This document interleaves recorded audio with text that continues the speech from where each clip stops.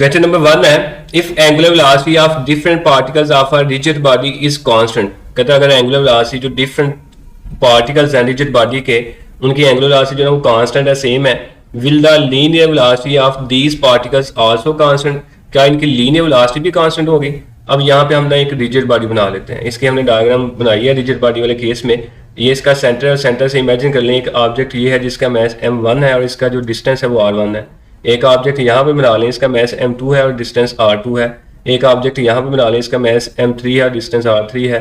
ऐसे एक ऑब्जेक्ट यहाँ पे बना लें, इसका मैस n पार्टिकल्स है ना, बेशुमार पार्टिकल्स हैं और इसका डिस्टेंस rn होगा। सवाल किया हुआ है, सवाल ये है कि जब एक रिजिड बॉडी रिवॉल्व करती है तो इसकी जो एंगुलर वेलोसिटी है यानी कि इसका जो ओमेगा है वो कांस्टेंट रहता है, सेम रहता है। क्या इसकी लीनियर वेलोसिटी जो v है क्या वो भी सेम होगी? आपने ये बताना है क्या वो सेम होगी कि नहीं। ये सेम नहीं होगी। इसकी रीजन ये है कि जो लीनियर वेलोसिटी v है वो डिपेंड करती है v इक्वल r ओमेगा पे, यानी कि सिर्फ ओमेगा पे डिपेंड करती होती तो ओमेगा कांस्टेंट था तो लीनियर वेलोसिटी भी कांस्टेंट होती। अब v जो ना वो ओमेगा के साथ साथ r यानी कि डिस्टेंस पे भी डिपेंड करिए, तो डिस्टेंस यहाँ पे आप चेक कर सकते हैं। हर ऑब्जेक्ट का डिस्टेंस जो ना वो डिफरेंट है।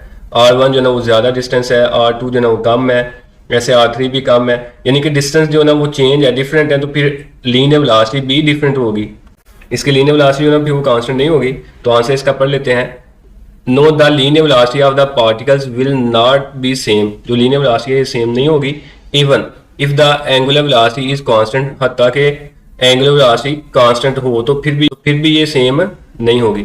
The linear velocity v of a particle is related to angular velocity omega.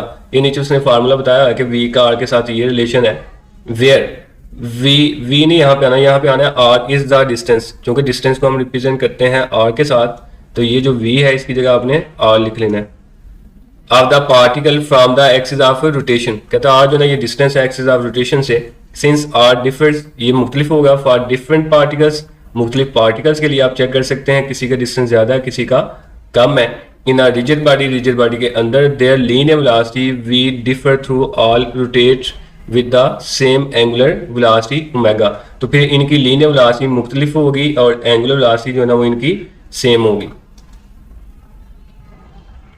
Question number 2 है, अ लॉफ ऑफ ब्रेड, एक ब्रेड का टुकड़ा, लॉफ का मतलब टुकड़ा होता है, लेइंग ऑन रोटेटिंग प्लेट, एक रोटेटिंग प्लेट के ऊपर पड़ा हुआ है। एक कवा आता है और उसको दूर ले जाता है, यानी कि उठा के ले जाता है। The loaf of bread, bread के टुकड़े को, एंड द प्लेट्स रोटेशन, और प्लेट की जो रोटेशन है, घूमने की जो स्पीड है, इंक्रीज, वो बढ़ जाती है। वाई, क्यों, ऐसा क्यों होता है?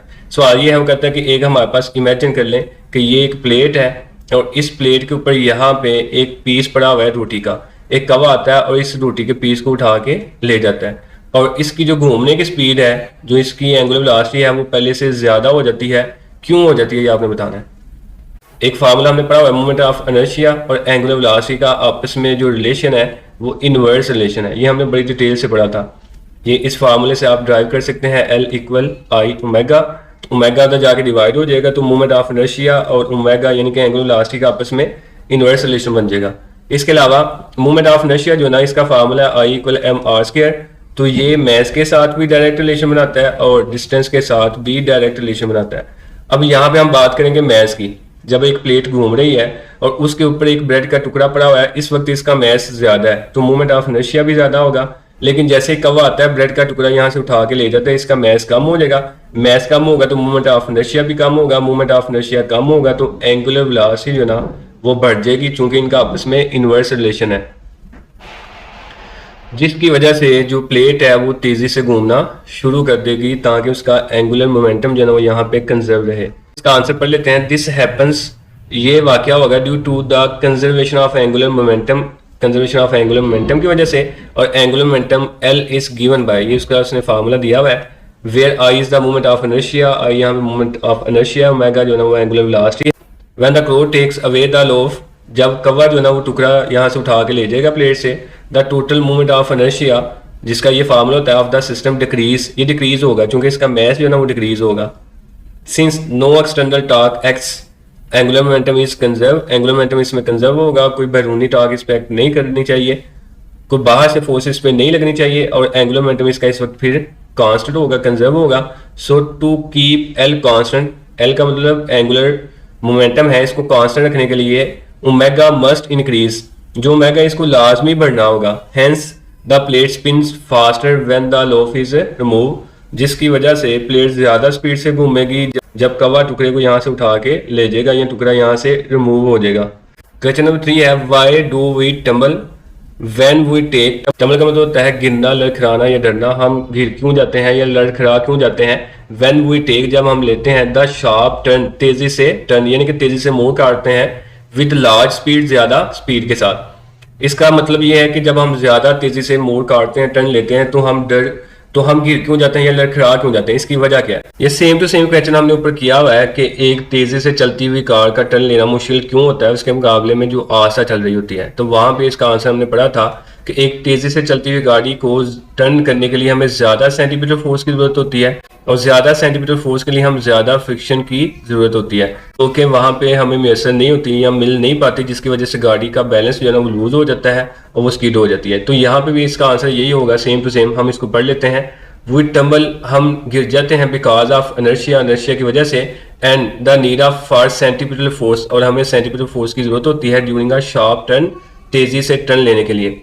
When we move in a straight line, जब हम स्ट्रेट लाइन में भागते हैं या मूव करते हैं, our body wants to continue in that line, और हमारी बॉडी जो है ना वो चाहती है कि वो सीधी ही जाती रहे ड्यू टू इनर्शिया, इनर्शिया की वजह से। टेकिंग अ शार्प टर्न, तेजी से टर्न करने के लिए requires a centimetre force, centimetre force की जरूरत होती है to change the direction of our motion, जो कि हमारी डायरेक्शन को चेंज कर दे एट लार्ज स्पीड, ज्यादा स्पीड पे। If that force is insufficient, अगर ये जो फोर्स है ये ना काफी हो, यानी कि उतनी ना हो जितनी हमें चाहिए, द बॉडी मूव्स टेंजेंशियली, और जो बॉडी है वो टेंजेंशियली मूव कर देगी। टेंजेंशियली का मतलब ये होता है कि जैसे ये सर्कल में एक चीज घूम रही है, जब उसको सेंटीमीटर फोर्स नहीं मिल पाएगी तो ऐसे सीधा निकल जाएगी along the tangent to the turn. We lose balance, हम बैलेंस खो देंगे, एंड टम्बल आउटवर्ड, और बाहर की तरफ गिर जाएंगे। क्वेश्चन नंबर 4 है what will be the time period of a simple pendulum. Simple pendulum के टाइम पीरियड के साथ क्या होगा in an artificial satellite. Artificial satellite में, कहता है आर्टिफिशियल सैटेलाइट में सिंपल पेंडुलम का जो टाइम पीरियड है वो क्या होता है, ये आपने बताना है। अब टाइम पीरियड का फार्मूला यहाँ पे लिखा हुआ है, T=2πL/g का स्क्वायर रूट। हमने अभी शॉर्ट क्वेश्चन में पढ़ा था कि आर्टिफिशियल सैटेलाइट के अंदर जो भी चीजें होती हैं वो वेटलेस होती हैं, यानी कि ग्रेविटी फ्री सिस्टम है वो।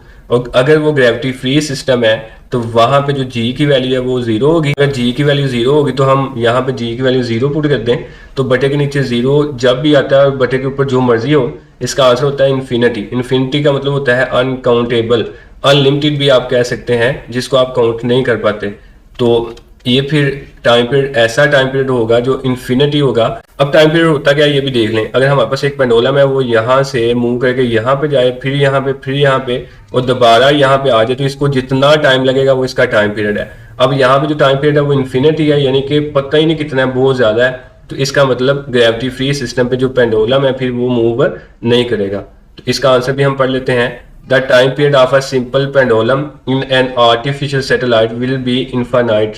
तो इसका टाइम पीरियड है वो इनफाइनाइट होगा। In an artificial satellite, artificial satellite में एवरीथिंग इनसाइड इन, जो भी चीज इसके अंदर होगी स्टेट ऑफ फ्री फॉल, वो फ्री फॉल करेगी due to its orbital motion. Orbital motion की वजह से अगर वो फ्री फॉल करेगी तो जिसका ये मतलब है कि ये वेटलेसनेस है। वेटलेसनेस का मतलब वहां पे ग्रेविटी फ्री सिस्टम है, जहां पे g की वैल्यू क्या होगी फिर 0। तो और इसका जो टाइम पीरियड है यहाँ पे वो फिर इन्फिनिटी बन जाएगा। क्वेश्चन नंबर 5 है is the motion of a satellite in its orbit. जो सैटेलाइट की मोशन होती है इसके ऑर्बिट में यूनिफॉर्म और एक्सलेटेड, वो यूनिफॉर्म होगी या फिर एक्सलेटेड होगी। अब यूनिफॉर्म का मतलब ये है कि ऐसी मोशन जिसकी जो स्पीड है वो सेम रहे, यानी कि जो मैग्नीट्यूड है वो सेम रहे, ऐसी जो आपके पास मोशन होगी उसको हम नाम देंगे यूनिफॉर्म मोशन का। और एक्सलेटेड मोशन का ये मतलब है अब जो वेलोसिटी है वो चेंज हो रही है। अब हम चेक कर लेते हैं, अगर एक सैटेलाइट ऑर्बिट में रिवॉल्व कर रहा है तो हमेशा उसकी जो स्पीड है वो सेम होती है, यानी कि जो वेलोसिटी की मैग्नीट्यूड है वो सेम होगी। इसका मतलब इसकी मोशन जो है ना वो यूनिफॉर्म होगी। लेकिन जैसे वो सर्कल में या ऑर्बिट में रिवॉल्व करता है तो उसकी जो डायरेक्शन है वो कभी ऊपर, कभी नीचे, कभी दाएं, कभी बाएं, यानी कि जो डायरेक्शन है वो मुसलसल चेंज होती है। तो अगर डायरेक्शन चेंज होगी तो फिर वेलोसिटी चेंज होगी। और अगर वेलोसिटी चेंज होगी तो फिर इसमें एक्सेलरेशन प्रोड्यूस होगा। तो इसकी जो मोशन है वो यूनिफॉर्म भी होगी और एक्सेलरेशन भी होगी। यूनिफॉर्म होगी स्पीड के लिहाज से, चूंकि इसकी स्पीड यानी कि मैग्नीट्यूड सेम है, और एक्सेलेटेड होगी डायरेक्शन चेंज होने की वजह से। डायरेक्शन चेंज होगी तो वेलोसिटी चेंज होगी, वेलोसिटी चेंज होगी तो एक्सेलरेशन प्रोड्यूस होगा।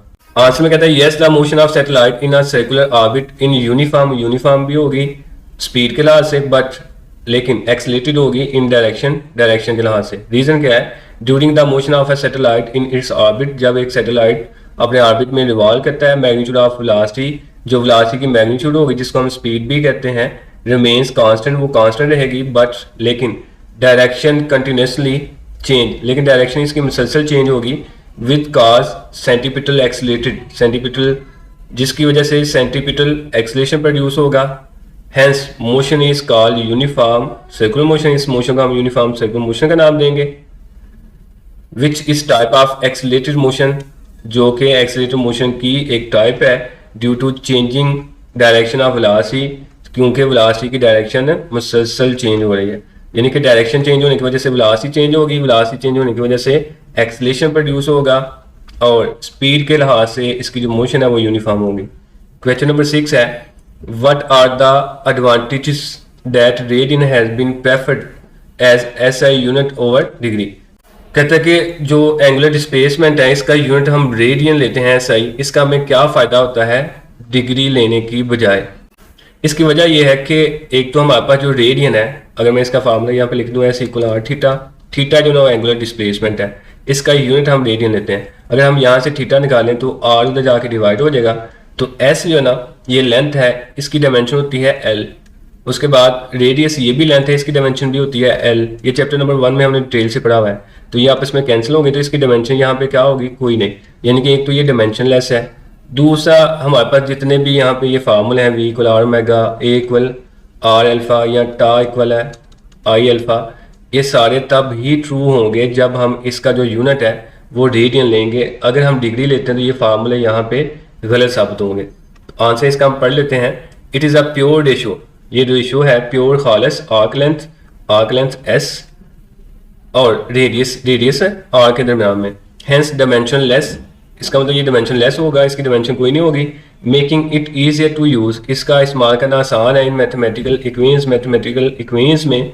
इन रोटेशनल मोशन में दीज फॉर्मेशन होल्ड ट्रू, ये जो फार्मूला ये सिर्फ तब ही ट्रू होंगे only when angles are in radian, जब आप एंगल को रेडियन में लेंगे। Only hold true when angles are in radians. तो आप इसको यहां तक ही कर लें, ये काफी है। क्वेश्चन नंबर 7 है, इन यूनिफॉर्म सर्कुलर मोशन में what are the average velocity क्या होगी and average acceleration for one revolution explain. इसमें कह रहा है कि यूनिफॉर्म सर्कुलर मोशन है और जब एक ऑब्जेक्ट अपना एक चक्कर मुकम्मल करता है तो आपने बताना है उसका जो एवरेज एक्सेलरेशन होगा वो क्या होगा और जो एवरेज वेलोसिटी होगी वो क्या होगी, ये आपने बताना है। तो यहाँ पे आपने याद रखना है, जब भी एक ऑब्जेक्ट यहाँ से चलना शुरू करेगा तो उसका एंगुलर डिस्प्लेसमेंट होगा 0। जब वो यहाँ से यहाँ पहुँचता है तो उसका एंगुलर डिस्प्लेसमेंट बन जाता है 90 डिग्री, फिर यहाँ पे 180 आता है, फिर यहाँ पे 270, फिर यहाँ पे 360। उसके बाद दोबारा से ये 0 से शुरू होता है, यानी कि जब ये एक चक्कर मुकम्मल करेगा तो इसका एंगुलर डिस्प्लेसमेंट जो ना वो 0 बन जाएगा।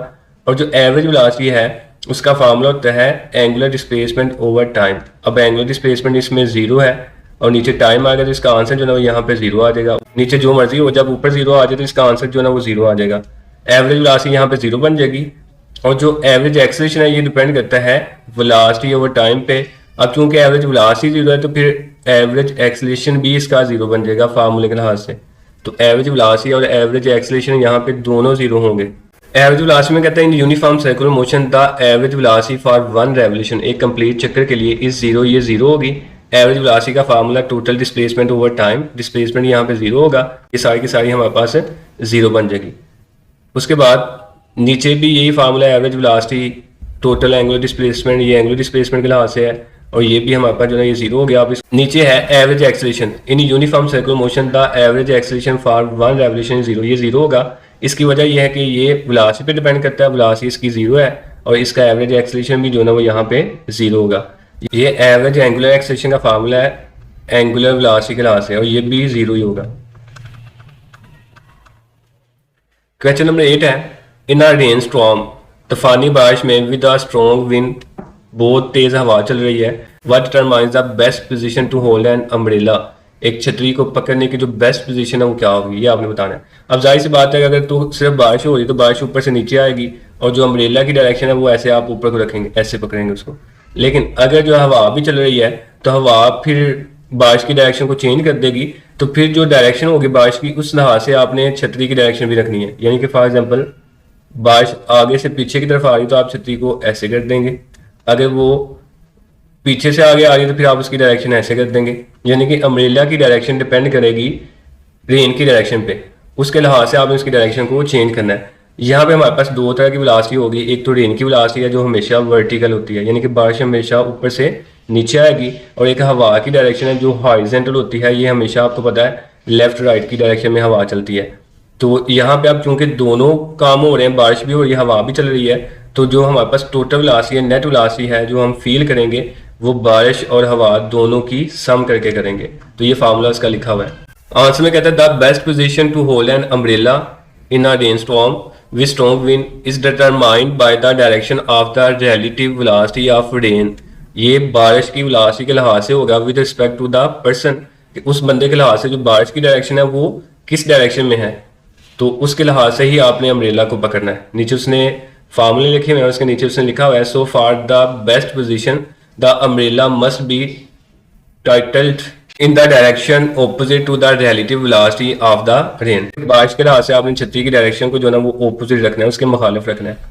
नेक्स्ट क्वेश्चन है हमारे पास, a ball is just supported, एक बाल जो है ना उसको हमने स्पोर्ट किया हुआ है बस बाय अ स्ट्रिंग, एक स्ट्रिंग के साथ विदाउट ब्रेकिंग, बगैर टूटे हुए। यानी कि एक स्ट्रिंग है और उसने एक बाल को यहाँ से बस ऐसे उठा के रखा हुआ है, यानी कि वो कमजोर सी है, बस उसने इसके लोड को बियर किया हुआ है किस तरह।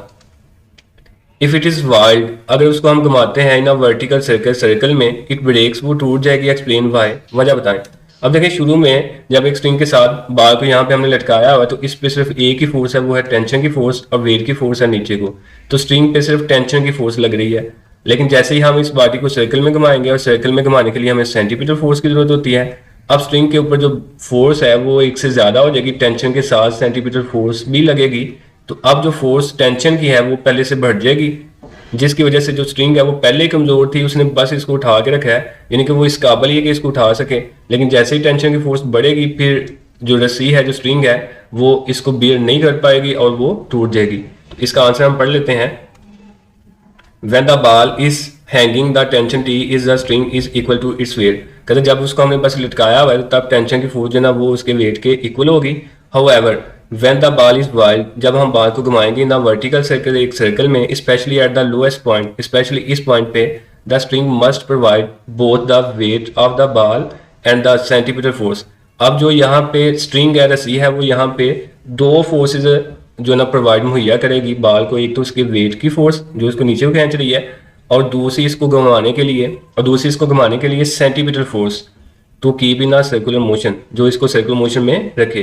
अब टेंशन की फोर्स पहले से ज्यादा होगी, यानी कि पहले टेंशन की फोर्स जो ना वो सिर्फ इक्वल है उसके वेट के, mg के ऊपर लिखा हुआ है। अब इसमें इजाफा हो गया साथ सेंटीमीटर फोर्स का भी, जिसका फार्मूला है mv²/r। तो टेंशन की फोर्स पहले से अब ज्यादा हो जाएगी, Thus the string break due to additional centimeter force। अब जो स्ट्रिंग है ये टूट जाएगी क्योंकि अब इजाफा हुआ है सेंटीमीटर फोर्स का, which is increase the net tension, जो कि नेट टेंशन को बढ़ा देगी बियॉन्ड इट्स लिमिट, इसकी लिमिट से, जिसकी वजह से जो रस्सी है वो टूट जाएगी। How the centimetre force supplied in the following cases, कहता है फॉलोइंग केसेस में सेंटीमीटर फोर्स जो ना ये कौन सप्लाई करेगा। मैंने आपको बताया था सेंटीमीटर फोर्स जो ना ये खुद कुछ भी नहीं, ये जस्ट एक रोल है, एक करेक्टर है।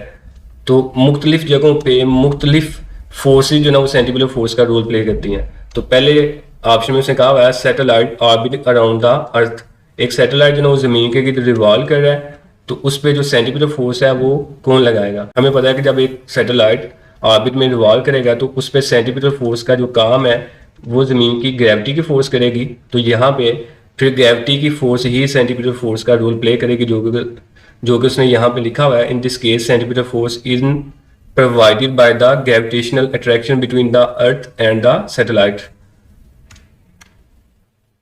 बी में है a car taking a turn on a level road, ये भी ऊपर हम पढ़ के आए हैं कि जब एक कार टर्न लेती है तो उसको सेंटीमीटर फोर्स की जरूरत होती है। सेंटीमीटर फोर्स इसको प्रोवाइड करती है फ्रिक्शन। फ्रिक्शन ये जो ना ये रोड और टायरों के दरमियान में होती है। तो इसका मतलब इस केस में जो सेंटीमीटर फोर्स का रोल प्ले करेगी वो फ्रिक्शन होगी। यहाँ पे उसने लिखा हुआ है फ्रिक्शनल फोर्स। आसान से ये क्वेश्चन है। सी में कहता है stone while in a circle by means of a string. कहता है एक पत्थर जो है ना उसको सर्कल में घुमाया जा रहा है रस्सी के साथ। तो जाहिर सी बात है रस्सी के साथ घुमाया जा रहा है तो इस पे जो सेंटीमीटर फोर्स लगाएगी वो रस्सी लगाएगी। तो इसका मतलब यहाँ पे सेंटीमीटर फोर्स का जिसने रोल प्ले करना है वो स्ट्रिंग है। तो यहाँ पे ये लिखा हुआ है a stone while in a circle by means of a string, यानी कि स्ट्रिंग की वजह से वो घूम रहा है। तो इसको सेंटीमीटर फोर्स जो है ना वो फिर स्ट्रिंग प्रोवाइड करेगी जो कि उसकी टेंशन की फोर्स होगी। तो ये हमारे कंस्ट्रक्टिव रिस्पॉन्स क्वेश्चन थे। नेक्स्ट लेक्चर में हम इसके न्यूमेरिकल्स करेंगे। अल्लाह हाफिज़।